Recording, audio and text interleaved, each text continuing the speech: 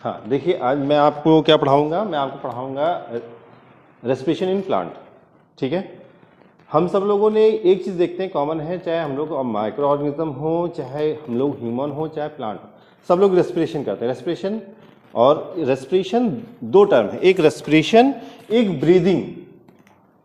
तो आप लोग बताएंगे कि ब्रीदिंग एंड रेस्पिरेशन क्या डिफरेंस है। देखिए, ब्रीदिंग क्या होता है, एक्सचेंज ऑफ गैसेस। मतलब हम लोग क्या करते हैं, हम लोग जब हवा को अंदर लेते हैं इनहेलेशन, और हवा को बाहर छोड़ते हैं, तो ये क्या है, ये क्या है, ये ब्रीदिंग है। ये क्या है, ये ब्रीदिंग। मतलब इसको कहते हैं इनहेलेशन,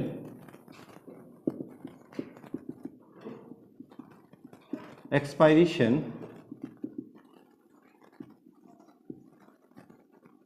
ऑफ एयर। ठीक है ना, इसमें जो प्रोसेस होती है इसको कहते हैं हम लोग ब्रीदिंग। रेस्पिरेशन क्या होता है, रेस्पिरेशन बड़ा टर्म है।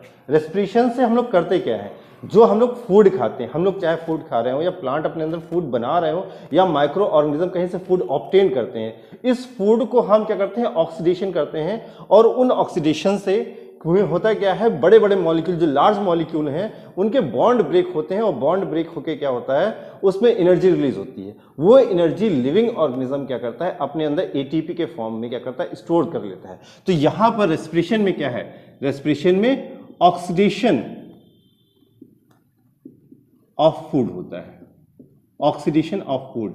और यही इसी ऑक्सीडेशन ऑफ फूड से जो रिलीज ऑफ एनर्जी होगी, रिलीज ऑफ एनर्जी, इसी एनर्जी को क्या करा जाता है, इसी एनर्जी को ट्रैप किया जाता है, ट्रैप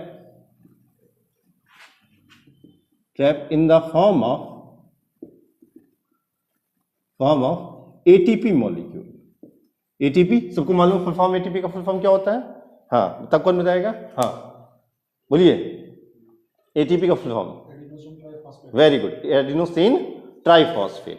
ठीक है, चलिए, तो आज इस टर्म को हम लोग और क्लियर करेंगे कि रेस्पिरेशन ये अंदर हम लोग रेस्पिरेशन में क्या करते हैं, हम लोग ऑक्सीजन इनटेक करते हैं।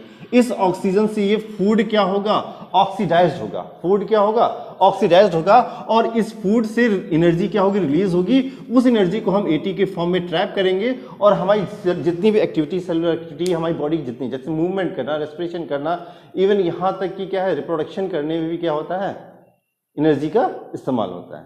बात समझ आ रही है ना, हाँ। तो ये एनर्जी हम अपने क्या है, हम अपनी डेली एक्टिविटी में क्या करते हैं, इसको यूज करते हैं ना। यहां तक रेस्पिरेशन और ब्रीदिंग में डिफरेंस समझ में आया। रेस्पिरेशन मतलब क्या है, जैसे ह्यूमन बॉडी में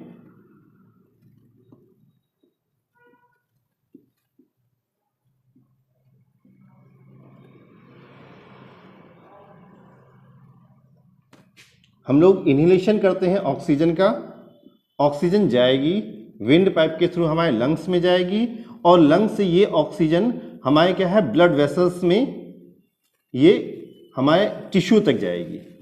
और टिश्यू में क्या होते हैं, टिश्यू ग्रुप ऑफ सेल्स होती हैं, और उस सेल के अंदर ये ऑक्सीजन जाके हमारे ग्लूकोज को क्या करेगी, ग्लूकोज को ऑक्सीडाइज करेगी। यहां से लेके यहां तक ऑक्सीडेशन, ये पूरी की पूरी स्टेप क्या है, ये रेस्पिरेशन है। इसमें ब्रीदिंग क्या है, ब्रीदिंग एक क्या है, एक स्टेप है जो रेस्पिरेशन के ही अंदर आती है। रेस्पिरेशन लॉन्ग टर्म है, बड़ा टर्म है, ब्रीदिंग उसका एक पार्ट है। डिफरेंस समझ में आया, ठीक है।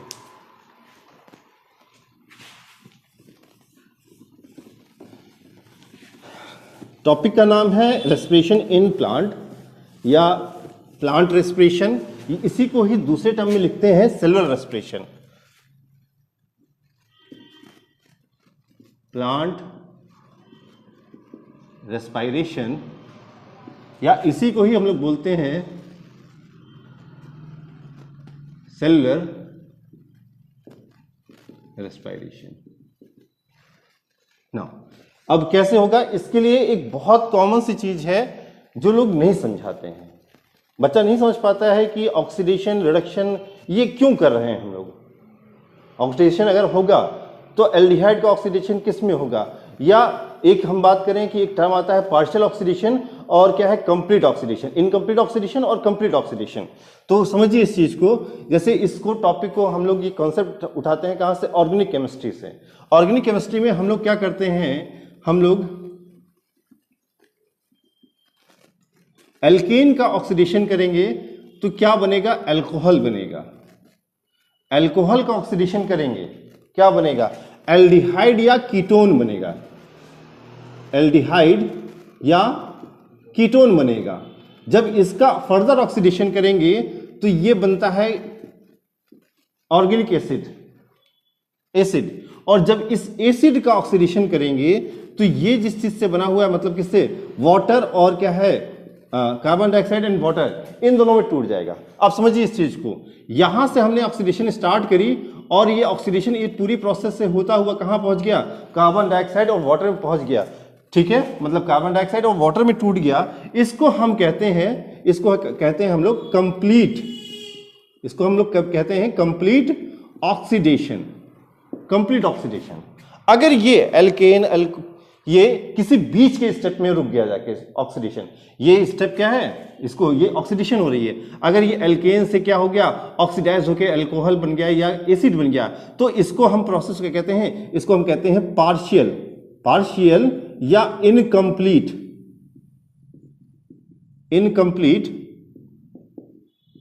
ऑक्सीडेशन। तो हमने अभी तक क्या समझा, हमने दो चीज समझी, एक पहले हमने समझा ब्रीदिंग, रेस्पिरेशन, दूसरा हमने समझा कि कंप्लीट ऑक्सीडेशन किसे कहेंगे और पार्शियल ऑक्सीडेशन या इनकम्प्लीट ऑक्सीडेशन किसे कहेंगे। पार्शियल ऑक्सीडेशन में क्या होगा, जैसे हमने एल्डिहाइड का ऑक्सीडेशन करा तो एल्डिहाइड ऑक्सीडाइज होकर क्या बनाएगा, एल्डिहाइड ऑक्सीडाइज होकर क्या बनाएगा, एसिड बनाएगा।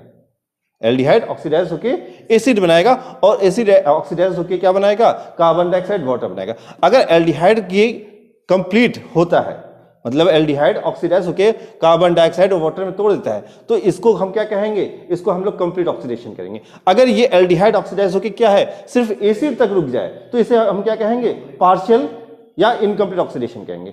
अब किसी भी ऑर्गेनिज्म, चाहे वो बैक्टीरिया हो, चाहे वो यीस्ट हो, चाहे वो प्लांट सेल हो, चाहे ह्यूमन सेल हो, कोई भी सेल हो, इनमें सबसे पहले स्टार्ट होता है पार्शियल ऑक्सीडेशन। पार्शियल ऑक्सीडेशन के बाद जब जो प्रोडक्ट बनता है वो डिपेंड करता है कि आगे ऑक्सीजन अवेलेबिलिटी है कि नहीं, उसके बाद फर्दर ये क्या करेगा, ऑक्सीडाइज होगा। जैसे मैं एक आपको बताऊं, जैसे हमारे पास एक सेल है, ये अब ये कोई भी सेल हो सकती है, ये प्लांट सेल भी हो सकती है, एनिमल सेल। प्लांट सेल के अंदर फोटोसिंथेसिस के थ्रू ग्लूकोज बनता है, सबको मालूम है। बट इस ग्लूकोज के लिए एनिमल क्या करता है, दूसरे पे डिपेंड होता है। वो क्या करेगा, वो फूड को खाएगा, इनगल्फ करेगा, डाइजेशन होगा, डाइजेशन होकर ग्लूकोज में टूटेगा, वो ग्लूकोज ब्लड के थ्रू होता हुआ कहां पहुंचेगा, इस सेल में पहुंचेगा। तो चाहे ये ग्लूकोज चाहे कहां से आ रहा हो, चाहे बाहर से आ रहा हो, या अगर ये प्लांट सेल है तो ये ग्लूकोज क्या करेगा, यही बनेगा। अब इसका ऑक्सीडेशन कैसे होता है, कौन कौन सी स्टेप इन्वॉल्व होती हैं। तो सबसे पहले इस ग्लूकोज का ऑक्सीडेशन होता है और ऑक्सीडेशन होके ये बनाएगा क्या, ये बनाएगा पायरुविक एसिड। ठीक है, अभी मैंने आपको क्या बताया कि अगर कोई चीज टूट के कहां पहुंचे, एसिड में पहुंचे, एल्डिहाइड में पहुंचे, ना कि कार्बन डाइऑक्साइड वाटर में, तो ये कैसा ऑक्सीडेशन है, पार्शियल या कंप्लीट ऑक्सीडेशन है, पार्शियल।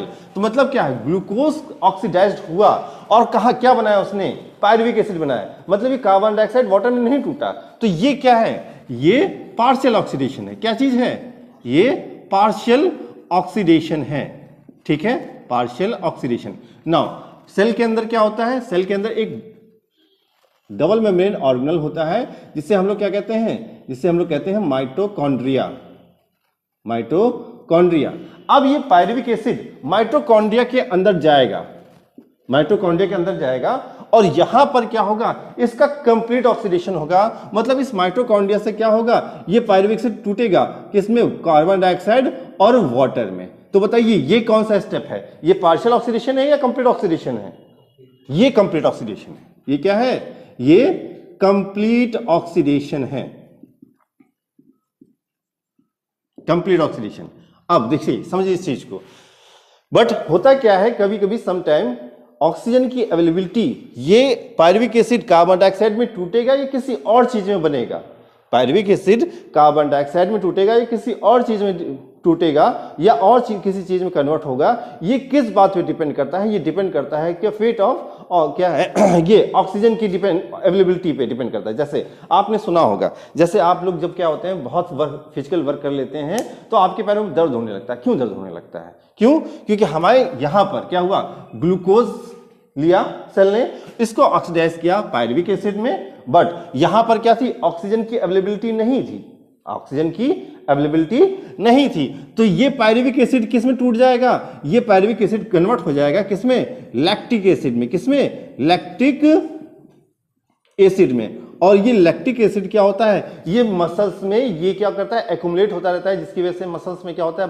बाद में पेन होने लगता है। बट ये कंडीशन जब आती है जब ऑक्सीजन की अवेलेबिलिटी क्या होती है, नहीं होती है।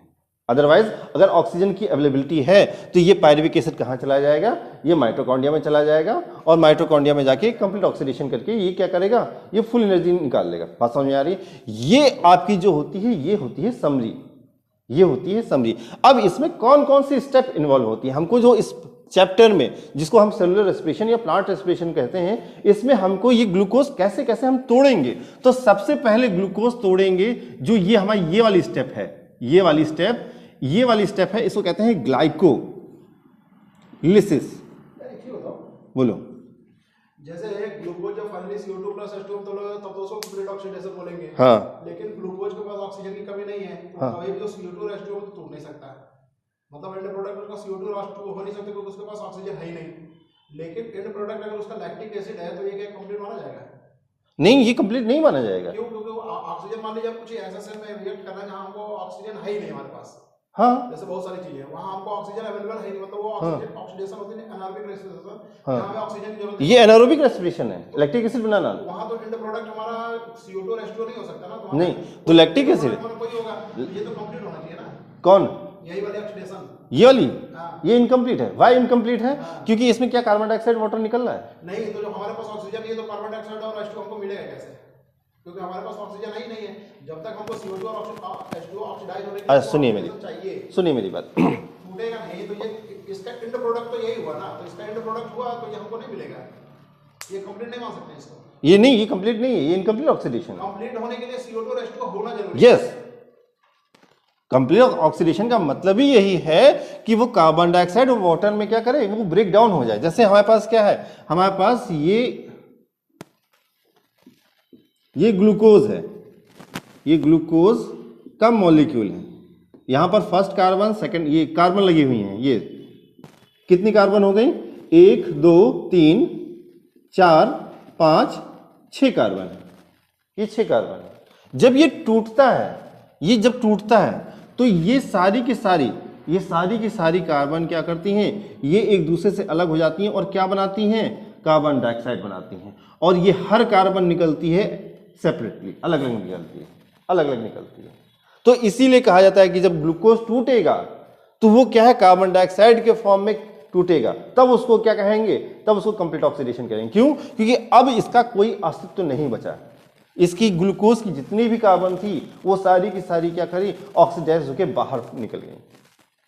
बात समझ में आ रही है? यहां पर क्या होगा, यहां पर पायरुविक, देखिए ग्लूकोज होता है 6 कार्बन का, पायरुविक एसिड होता है 3 कार्बन का, लैक्टिक एसिड ये 3 कार्बन का, ये 3 कार्बन का कंपाउंड है। इसने कार्बन डाइऑक्साइड नहीं बनाया है, ये कार्बन डाइऑक्साइड इसने नहीं बनाया है। तो अगर इसने कार्बन डाइऑक्साइड नहीं बनाया है तो ये कंप्लीट ऑक्सीडेशन नहीं है, ये क्या है, पार्शियल ऑक्सीडेशन है। ये पार्शियल ऑक्सीडेशन कब होगी, ये एक कंडीशन है जब क्या है, जब आप रनिंग कर रहे हैं, तेजी से दौड़ रहे हैं, तो आपको क्या चाहिए, आपकी बॉडी में और उसी स्पीड में क्या होना चाहिए, एनर्जी भी क्या होनी चाहिए, बननी चाहिए। बट एनर्जी बनने की तो ये प्रोसेस है, और ये प्रोसेस क्या होती है, स्लो होती है।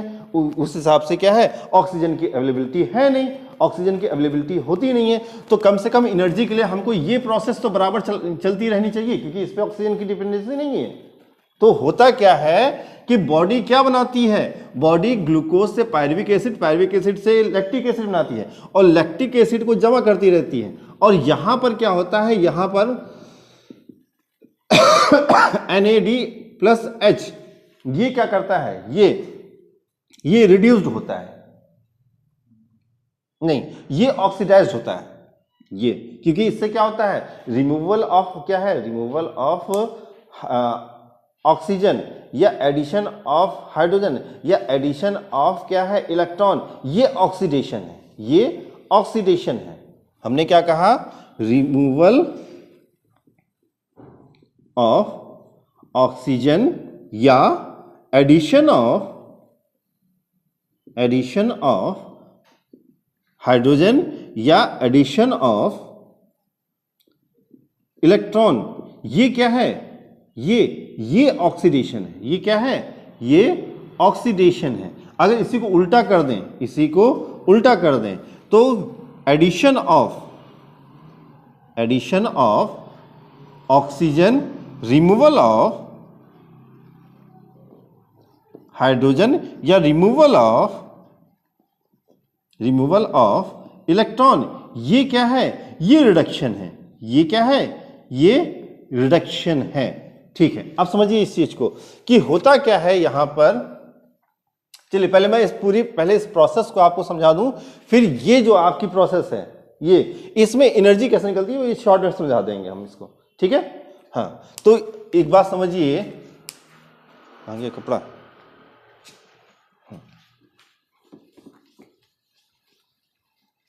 कि हमारी जो ग्लाइकोलिसिस की प्रोसेस होती है, पहला ये ग्लाइकोलिसिस की प्रोसेस हुई, ग्लाइकोलिसिस की प्रोसेस में 6 कार्बन का ग्लूकोज ये टूट गया 3 कार्बन के क्या है, पायरुविक एसिड में। मतलब अगर 6 कार्बन का ग्लूकोज है और ये 3 के कार्बन में टूट रहा है, तो मतलब इसका मतलब क्या है कि पायरुविक एसिड कितने मॉलिक्यूल बनने चाहिए, 2 बनने चाहिए। क्यों, यही सही है, 2 मॉलिक्यूल बनने चाहिए। अब ये हर मॉलिक्यूल कहाँ जाता है, ये यहाँ जाता है, कहाँ पर, माइटोकॉन्ड्रिया के अंदर जाएगा। और माइटोकॉन्ड्रिया के अंदर से अब कितनी कार्बन डाइऑक्साइड निकलनी चाहिए, बोलिए।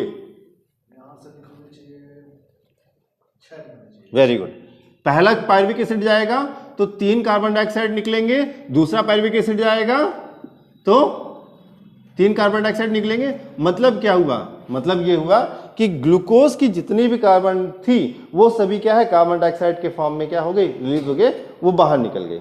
ठीक है, तो इसका मतलब क्या है, ये कंप्लीट ऑक्सीडेशन है, ये कंप्लीट ऑक्सीडेशन है। अब इसके बाद यहां पर इसके अंदर जाने पर कौन सी रिएक्शंस होती है, तो यहां पर जो स्टेप होती है वो होती है लिंक रिएक्शन।